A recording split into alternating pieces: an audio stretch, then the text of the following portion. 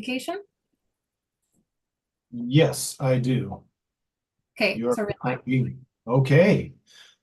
So, last week's discussion was so good about depression in personal development that I I would really love to hear what you were thinking about the dark night of the soul, Delphine. hmm, thank you, Neil. And yes, because our last discussion, our last live was really inspiring. It made me think a lot, and also I experienced a lot this week. And as you know, not know, usually we go live only, every 2 weeks. And I felt like going live this week too, because I think transformation is in the air. And transformation to me means like dark night of the soul. And from what I've understood, people talk about it like it's one big event in your life, it's once in your life. And from what I've experienced is it's all the time, not all the time, but it's a repeating cycle, a process, like it's like cleansing a little bit. And you have to go through that phase, that those dark emotions, intense emotions, and you do not control those emotions. And so to me, the dark night of the soul is not the dark night, it's dark nights of the soul. How do you feel about this? I think you make a really, really good point. Because I can't.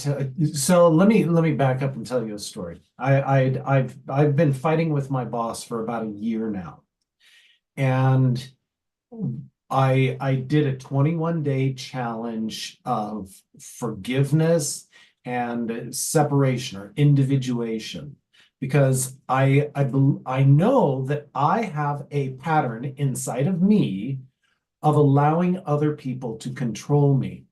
And so I did all of this stuff and I didn't fall asleep, or I couldn't fall asleep. I was up until midnight, and then I was up at 4 o'clock the next morning, just fighting with this person in my head. And that day I had a call with her, and I expected we're going to blow up. I'm going to quit my job. My life is going to change permanently, because I just cannot get along with this person. And instead, because of the inner work that I had done, I fully believe this, we got on the call and there was no problem. And but I had to experience that dark night of the soul, staying awake until all hours, being so upset. Fortunately, I had a coach who was willing to talk to me, and he helped me get out of the emotional uh, roundabout that I was in and start to believe in myself. And but I think I had to go through that in order to believe in myself, in order to let go of the anger and the begin to let go of the pattern. And so here's why I think you're absolutely right. It is dark nights because I didn't make the pattern in one day. I'm not going to let it go in just one explosive thing. It's going to happen a little bit over a period of time. So I think you're spot on. I so love the expression you use, the emotional roundabout. In French, it's le rond point, pas le rond, le rond point, the roundabout. And it's like going in circles, and in personal development, often you think you have those epiphanies, that, oh, I get it. Yeah, now I get it now. And Mhm. but actually then there is another spot in the roundabout, and oh, I get it now. And it's like sometimes going in circles over and over again, like the dark nights. Okay, oh, now I get it. Oh, another night. Well, think about it though. Isn't that very natural and normal? Don't we have a dark night once a month? We have the moon getting smaller and smaller until it's non-existent. And then we also have the bright night of the soul. And nobody talks about that. Yeah, well, that's when you go to the seminar and or you've achieved your goal or you've manifested whatever it is you wanted to manifest.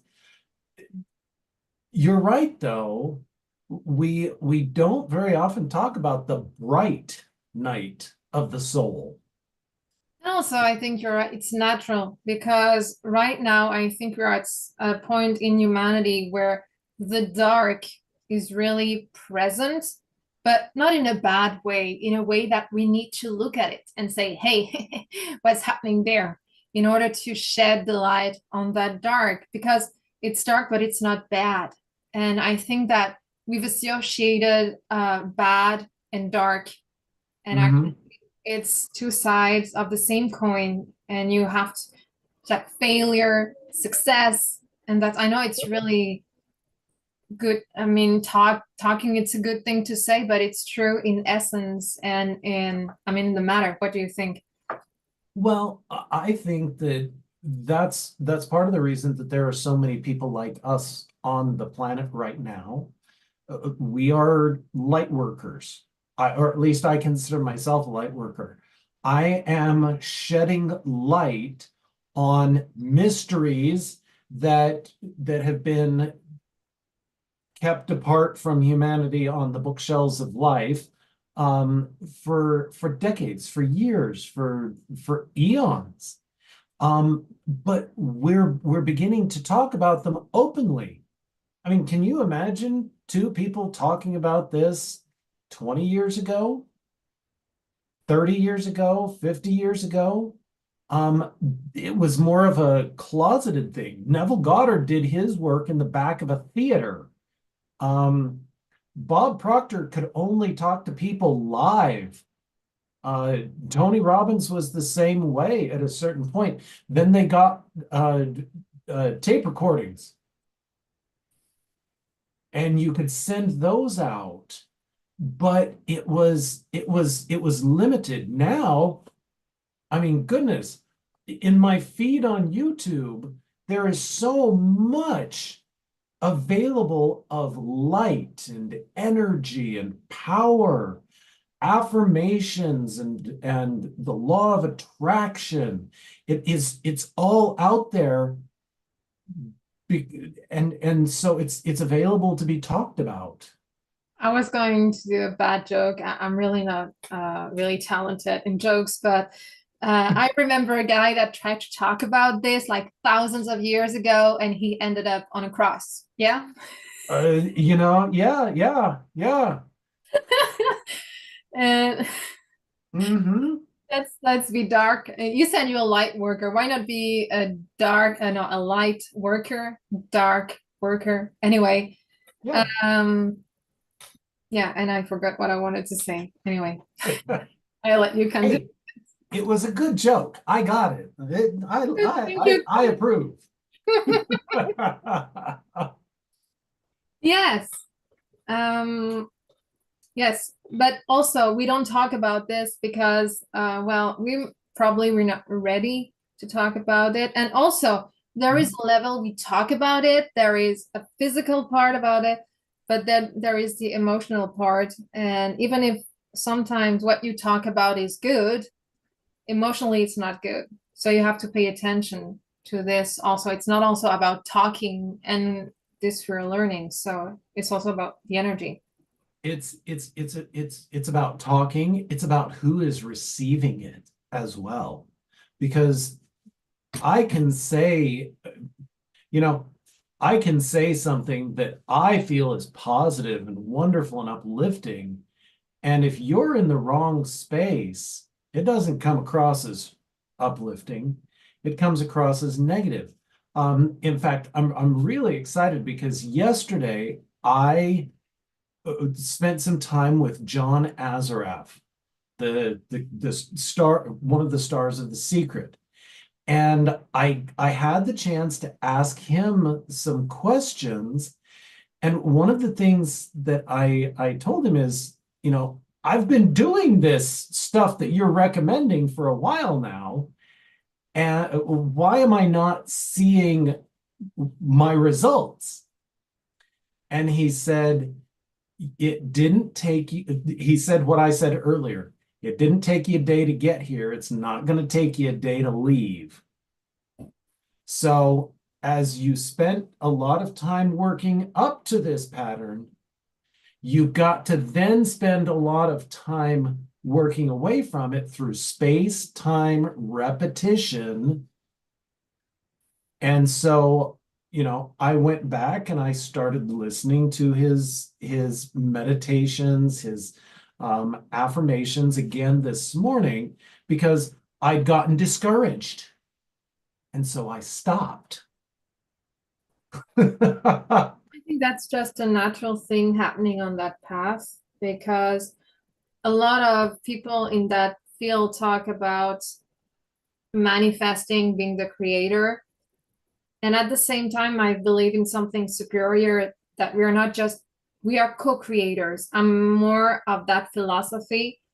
And I think that some things cannot happen until you're ready, and that some part outside of you is ready. Just like when you're manifesting relationships, you manifest the relationships that you're ready to manifest, actually, and that are going to learn something, teach you something.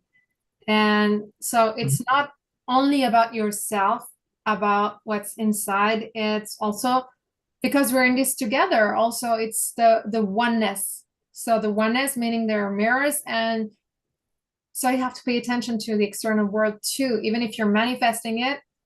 That harmony. What do you Oh think? yeah. So, as you were talking about that, I was brought back to when you and I met because I was super ready, you were super ready, but we had to be in the same place at the same time. And that was a Facebook chat group. We had to be in the same place at the same time. We both had to be willing to take action. And to show up every time, every Sunday. Yeah. But I think you're also right in that sometimes you don't want to, and sometimes you get sidetracked, and sometimes that's having you show up every Sunday makes me think about what I'm doing. It keeps me in the practice, as they say.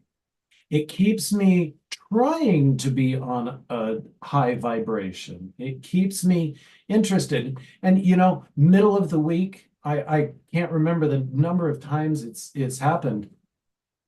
Middle of the week, I'm feeling really low, and suddenly you share an Abraham Hicks or Cryon. You share this one little video, and it raises my vibration. And all of a sudden, I'm like, huh, I remember. I remember I can be in the practice. I remember I am powerful. Exactly. And I think it's just us reminding ourselves, each other, that we are. But sometimes it's also admitting we're not. And that's a part, I guess, of the process. And just meeting each other where we are at. Because when you go back, we didn't talk about what we're talking today. It was really much more superficial. In a way, we were at another level, or even though maybe you were more advanced in a certain area, you didn't feel like talking about it to me at the time because you didn't feel like I was ready and I had some other subjects in mind and things like that. And so Yep. I think people have to get ready to meet each other at a certain level. And an even level is just a vibration, like we call it. Yeah, at a vibration. And Going back to something you said earlier, I think we do quite literally attract exactly what we vibrate with. Um, I was at a choir concert this weekend, and it reminded me that you harmonize and you bring yourself into harmony. You're not singing the same note. You are singing a very different note than I am, in your lifestyle, in your location, in your food preferences, but we harmonize with each other. We're on a vibration where I learn from you and you learn from me.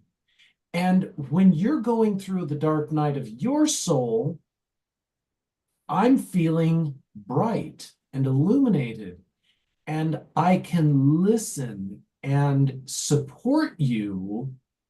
And I think that's why accountability partnership is so important.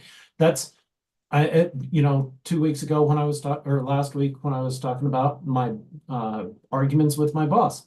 That's why it was so important for me to have my coach that I could reach out to and say, I'm struggling.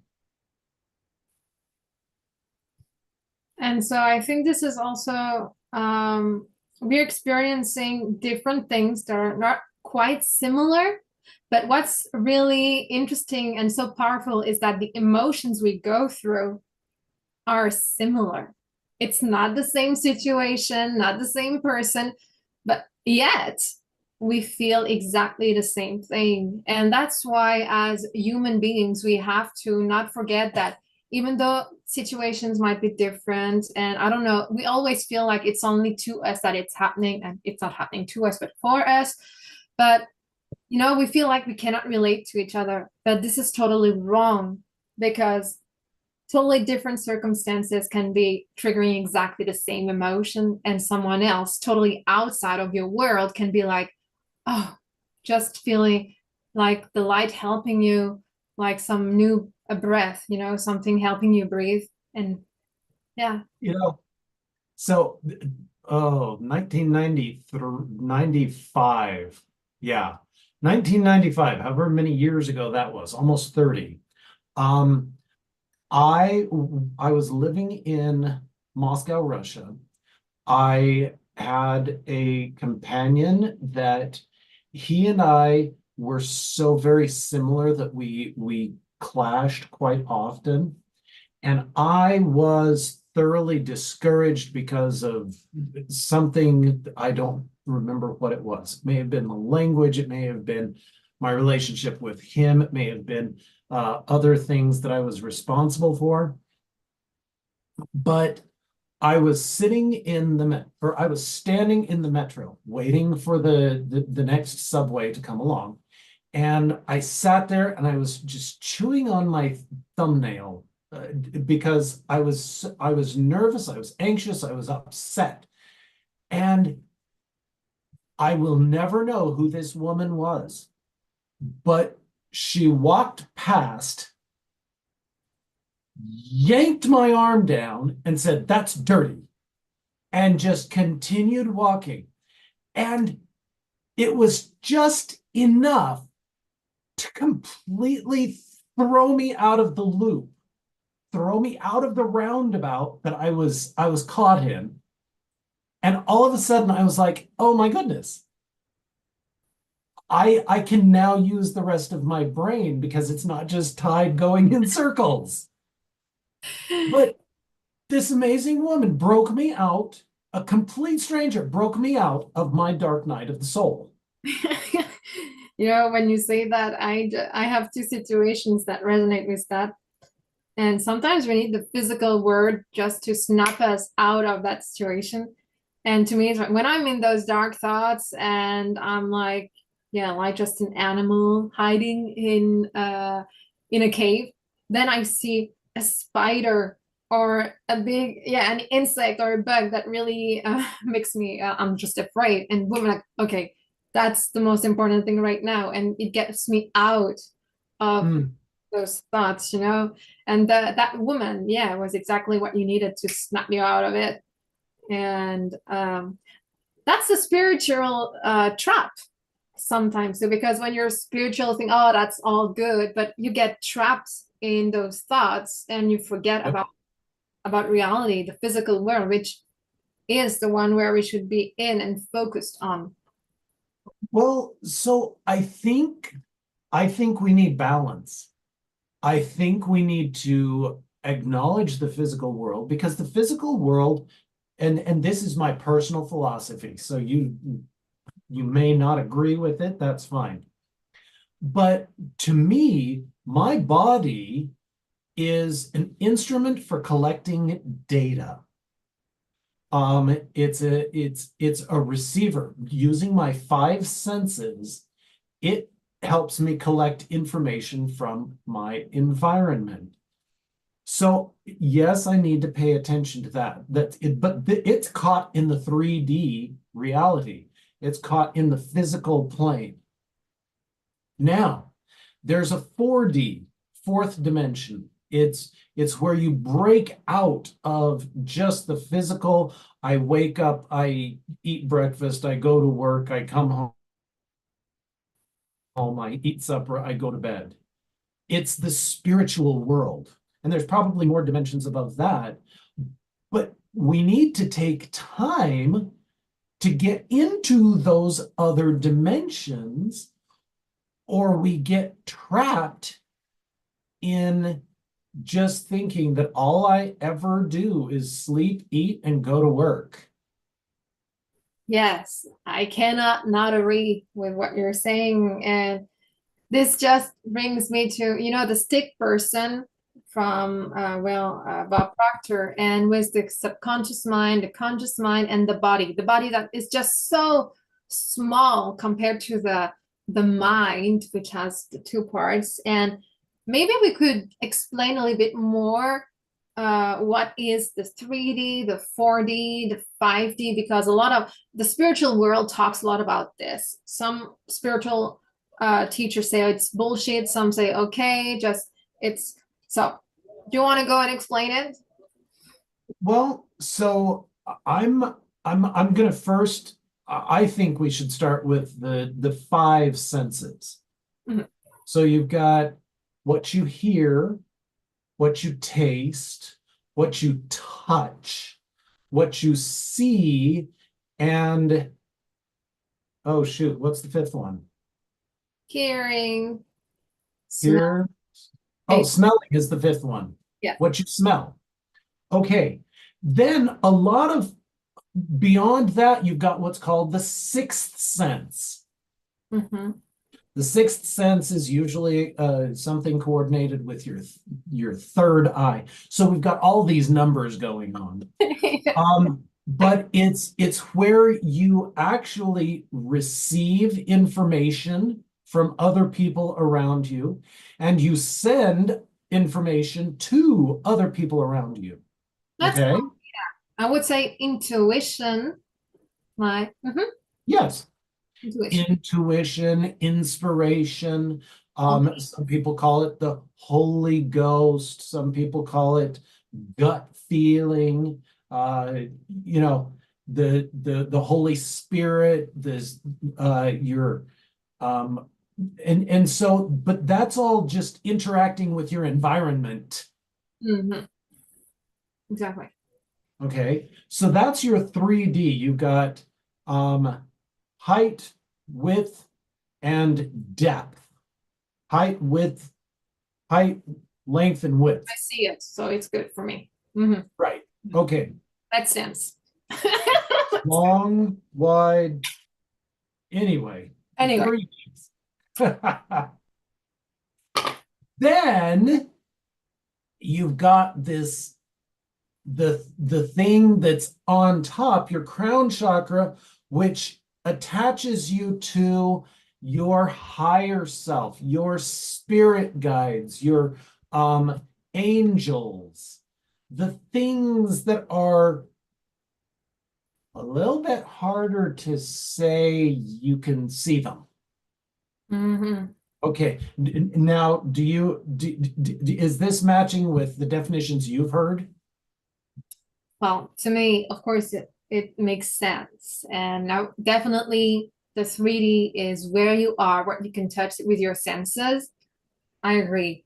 Then with the intuition, and I would say that's the invisible, but though you can feel it. You know, everybody got a sense about this, the sixth sense. And then Yeah.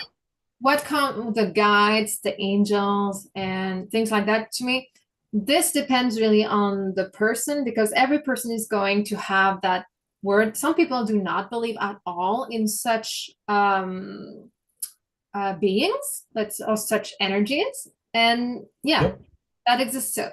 And to me, just 3D, 4D, 5D, the 3D is really in the physical, like where you eat, and everything that you can touch. 4D Yep. is when you are in both realities. For me, the 5D is the realm of you cannot see, but you feel even the dream world, the astral world, Okay. this. And you can connect Okay. when you meditate, you have the power to connect to that space where you are there. And or maybe that's 4D. But to me, it's like 4D is jumping from 3 to 5. Really mathematics again. So clear, but that's how I see it. So what you told me makes sense. And Well, honestly, I think this is one of those areas where we, the only reason there are experts is because we agree that that's what it means. So I believe that you and I can make up whatever definition we want yes, let's invent the as word. long as we agree on it. What is the world if not a people agreeing? I mean, peoples, nations agreeing on what the world is. So, yes. And if you listen to other people talking about this, I know they talk about different dimensions. I mean, they're like 12 dimensions, and like the Earth is 3D where we are, but then even the Earth has different realities. Well, let's go. And I'm just thinking of Lori Ladd again. She talks a lot about this, how this world was created. Then you have Dolores Cannon, who talks a lot about this too. And yeah, but in the end, we're all here and now and everything is here. Well, yes, we are here and now. And as the God in each of us uses the universal stuff to create with. I mean, one of the books that we read is Wallace Wattles' The Science of Being Rich.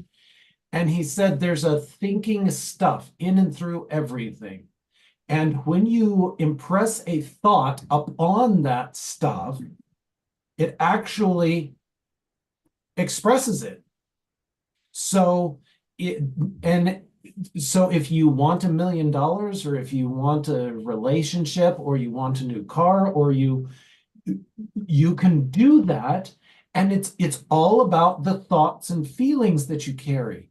Now, what I love about Abraham Hicks is she reminds me very often, he, they, she, remind me very often that we are also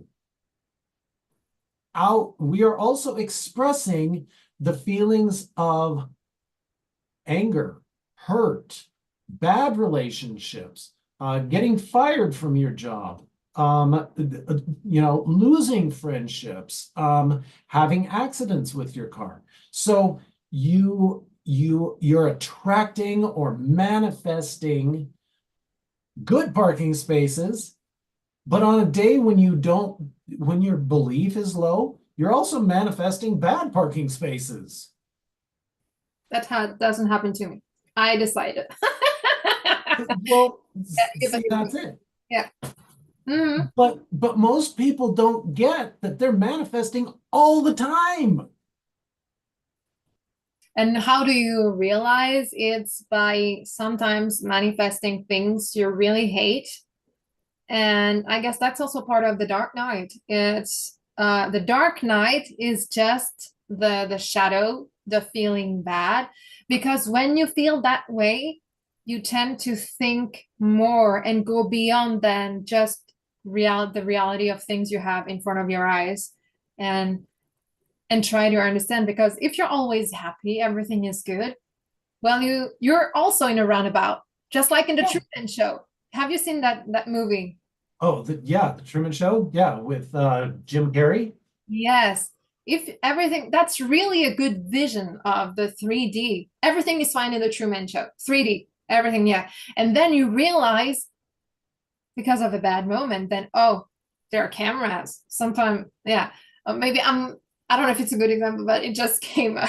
But yeah, there is something else. And that 5D is what's beyond. And of course, in that show, there is someone, but that someone is actually you, your subconscious mind. You are creating it. You want to ask? Yes. Yeah. So that and that's when you break out of the 3D, you recognize not only am I the actor in the play, I'm also the director and the writer. But if you get stuck in the 3D, you think, "Oh, I'm just all the world is stage and I am just the actor. Oh, that's all I do. Somebody else wrote a script and I just have to do it." Mhm. But when you get into the 4D and the 5D, you begin to realize not only am I the writer of the script and the actor, but I can rewrite the script now. Yes, you can take power. The power is yours. Yeah. Mhm. I Because so often in life, you run into people who have strong personalities. Some people call them narcissists, but they tend to dominate your life. Just like my boss was dominating my life. She was making all these decisions, and it was really upsetting. And I felt powerless. And until I recognized, wait a minute, this is a pattern. My dad was controlling. At one time, my wife was controlling. I've had controlling bosses in the past. I I've done this over and over again. It's not her fault. I'm the one in control. I was about to say you said your boss, but generally it's the parents first. When you come here, the parents are the controlling ones when you arrive here, and it's Uh, actually the parents, the friends, depending on what type of friends you attract.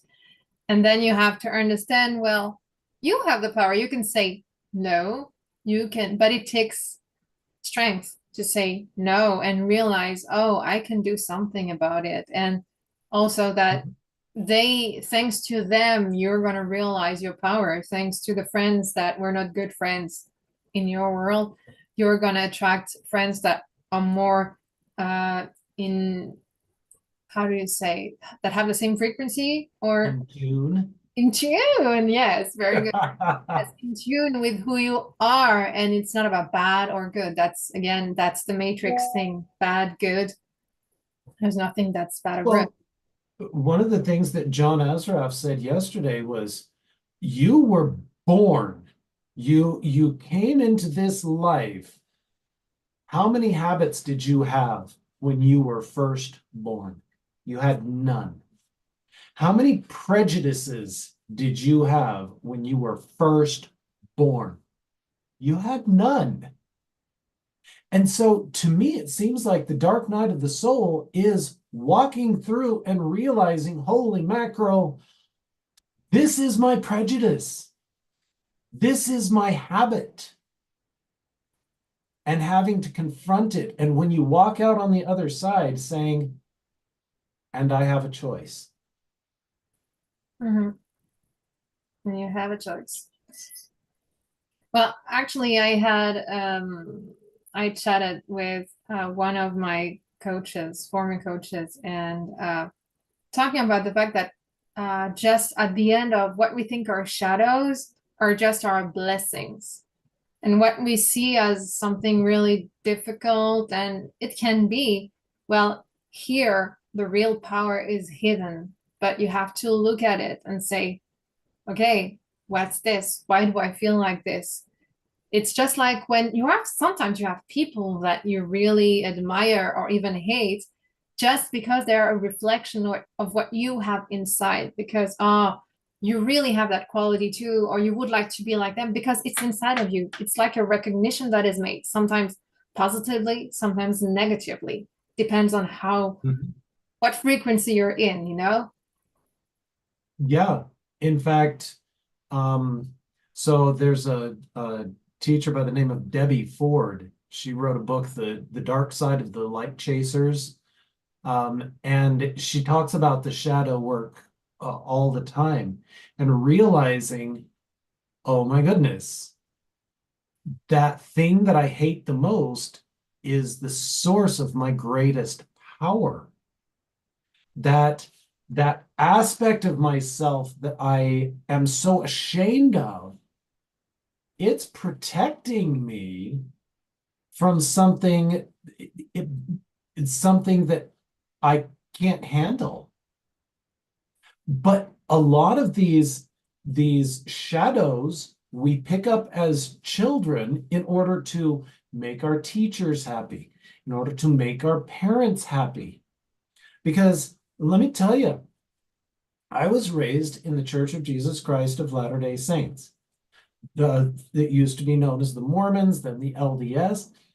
And my father was of the opinion that he would rather I die than embarrass him in front of the church. In fact, he would rather die than have me embarrass him in front of the church. And embarrassment, this is what was really hard. Embarrassment would be doing something that the church didn't like, and I was kicked out of the church. Doing something that he found that he liked, and somebody talking to him and saying, well, I saw your son not doing this, or if he didn't like it, I saw your son doing this. But it was all about his image inside the church. And so I grew up very clearly understanding that it was my job not to embarrass my dad. Mm.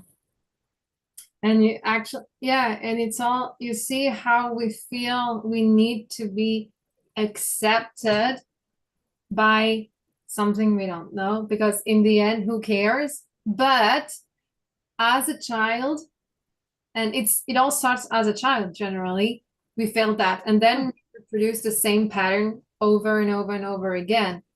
And then we end up not accepting ourselves. And it's really when we start accepting, oh, but I'm like that. But Yeah, yeah, that's me. yeah, So you don't love me because I'm me, you don't accept me because I'm me. What's happening there? yeah. And what's worse is you start to yell at other people because they're doing this thing that you've taught yourself that you're not allowed to do. You start reproducing it. And when it comes from a place like church, who is supposed to teach unconditional love and Oh value yeah, love one another, oh well, actually no. That's where, see how paradoxical it can be. exactly.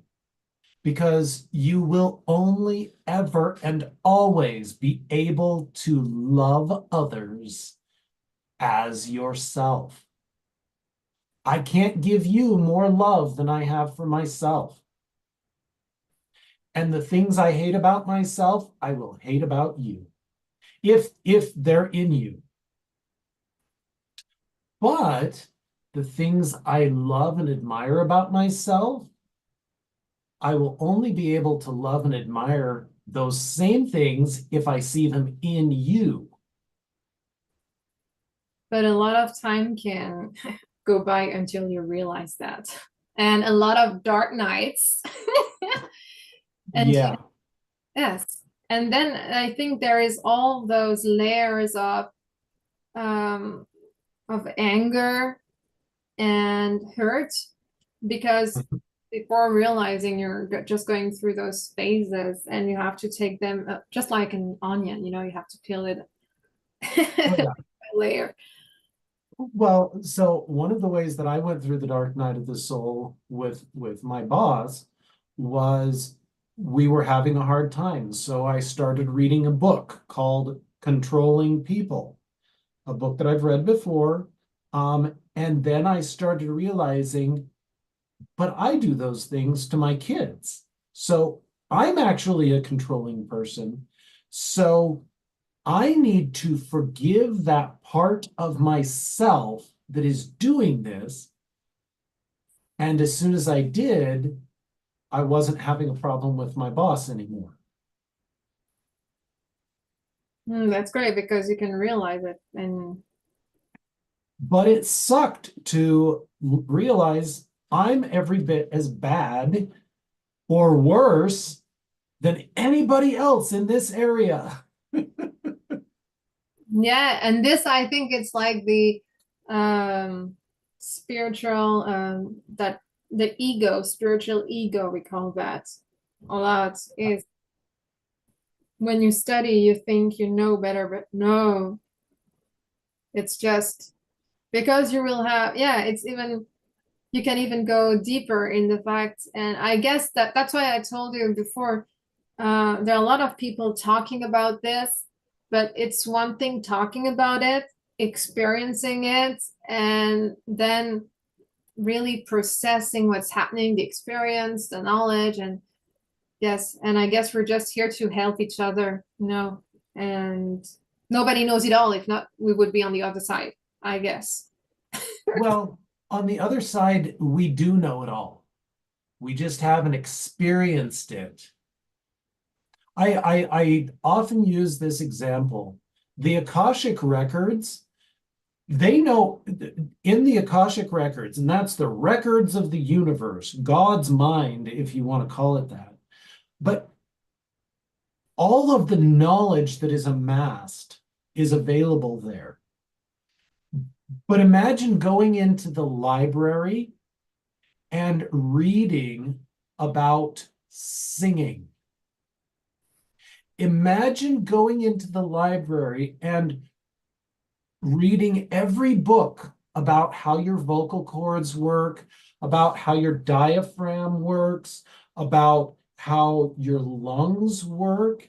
You can know how to sing without ever singing a note or making a sound. That's why you need to come here. And I have something more pragmatic. Imagine reading about eating, but you can only eat while you're on Earth. You cannot, how the feeling and the taste it has in your mouth. Yeah, Yes, that's why we're here. We're here to eat and process food experience. yeah.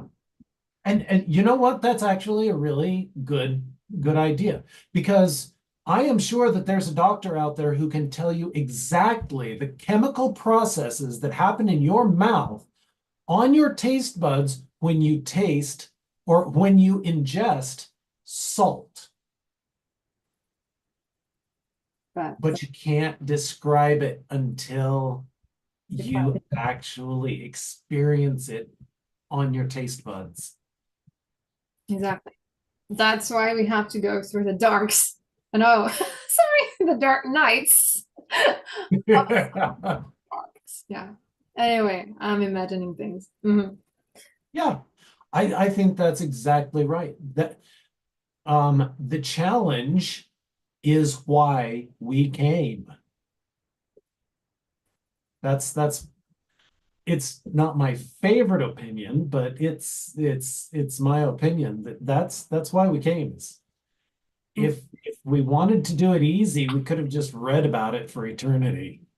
Yes, but nothing is better than reality in trying things out. So that's why we're here. And Yeah. maybe next time we can talk about those experiences, and let's see what we get inspired to talk about next time. Yeah. You know, that's one of the things I love about our discussions is they are what we feel inspired to talk about based on life. Real life. Yeah, yeah. Well, thank you, Delphine, for this conversation. Thank you for being my accountability partner. Okay. And And let's with meet. that, Yeah. I'll let you